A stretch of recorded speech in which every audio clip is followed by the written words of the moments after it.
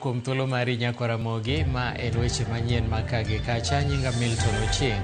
Jakom chiro ma Kibuye Judith Matengo mong'ere kaka Nyaramba kaachiel kod achije wetene ogeng'negi e rumande od ang'ech ma Kodiaga nyaka chieng' wuok tich ma juma manyien kama ibiro winjie kwayo margi madwaro wuok oko gi rambun.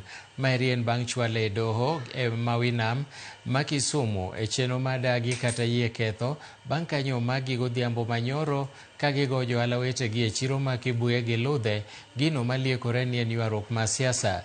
Judith Matengo kata Nyaramba kaachiel kod achich wadgi manyinge Mario Nakinyi Otieno nodagi keth mar goyo johalago. Okil margi Oguso Gilbert nokwayo doho mondo wegi kod rambun akwayo ma okil momako burano kaachiel gokinde mag riwruok mine mag FIDA nodagi yiego.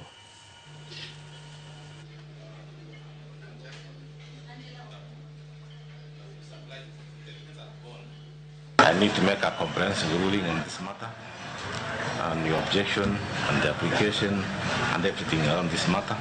So I think I need time to do that. My week is busy from my diary, so I may not be able to do it this week. I will do it on Monday.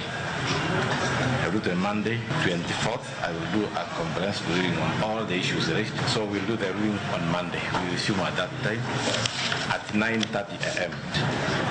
And meanwhile, the accused persons remain in custody till then.